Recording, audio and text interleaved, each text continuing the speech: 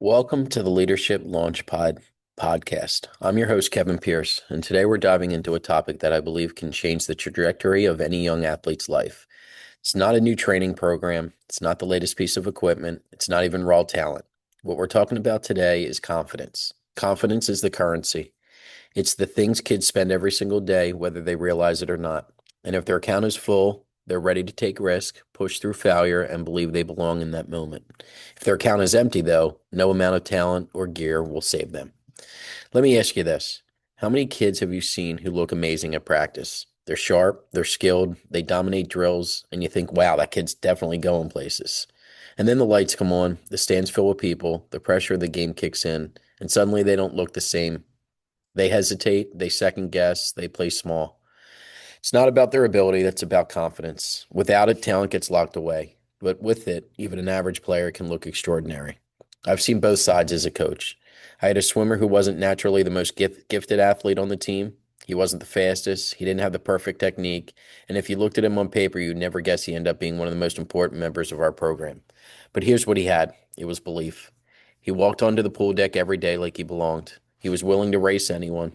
He didn't always win, but he never let a loss define him. And because of the confidence, his times dropped, his leadership grew, and eventually he raised the level of everyone around him. He showed me and his teammates that confidence multiplies talent. It takes whatever you have and makes it worth more. But here's the flip side. I've also seen incredibly talented athletes fade away, not because they weren't good enough, but because they didn't believe in themselves. And sometimes that lack of confidence didn't even come from them. It comes from us, the adults. Parents, coaches, teachers, all of us think we're helping when in reality we're making withdrawals from a kid's confidence account. Every time we over-criticize, every time we compare them to a sibling or a teammate, every time we act like effort isn't enough and only results matter, we're draining that account. And you know what happens when an account hits zero? Kids shut down. They stop taking risks, they stop enjoying the game, and sometimes they walk away completely.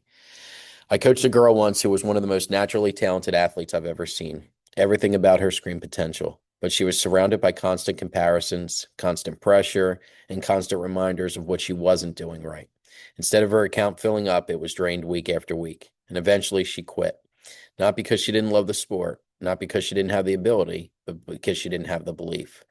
The story keeps me up sometimes because I wonder what she could have been if her confidence had been nurtured instead of stripped away. So how do we get this right? How do we make sure that kids in our lives are spending confidence instead of running out of it? The first way is simple but powerful. Catch them doing something right. We're great at pointing out mistakes, but how often do we stop and highlight effort, progress, or even attitude? If a kid hustles back on defense, acknowledge it. If a swimmer encourages a teammate, call it out. Those moments tell them, hey, I see you and you matter. And that builds belief. Second way is giving them responsibility. Kids grow when they're trusted with something bigger than themselves. Hand them a leadership role. Ask them to help warm up the group. Give them a job of checking in on a younger player. When you give responsibility, you're telling them that you trust them, and trust is one of the strongest builders of confidence. The third way is to normalize mistakes. Too often we treat errors like disasters, but mistakes are feedback, not final judgments. Every athlete will mess up. Every student will stumble. Every person will fail. The ones who succeed are the ones who learn from that failure, and that failure isn't the end, it's the path. If you can teach a kid that a mistake won't define them, you're giving them freedom to take risk and grow. And next, this way may be the hardest, but it's the most important. We have to model confidence ourselves. Kids borrow belief from the adults around them. If you handle failure with composure, they'll do the same. If you speak and see with belief in yourself, then they'll carry that with them too. If they see you walk through hard moments with resilience, they'll know it's possible for them. Sometimes kids can't see themselves clearly, so they borrow your vision until they can believe in their own. I'll give you an example. There was a quiet kid on one of my teams a few years ago. He wasn't a natural leader. In fact, most people overlooked him. But one day I asked him to lead warm-ups, just a small little responsibility. The next day I asked him to do it again, and then again. And slowly something shifted. His teammates started looking at him different. His voice got a little stronger. His posture changed. By the end of the season, this kid who had barely spoken above a whisper was the heartbeat of our team. He had confidence not because of a talent jump, not because of a win, but because someone gave him a chance to believe in himself. And that's the power of confidence. It's contagious. When one kid believes it, it spreads. It lifts the whole team, the whole classroom, the whole family. It multiplies everything it touches.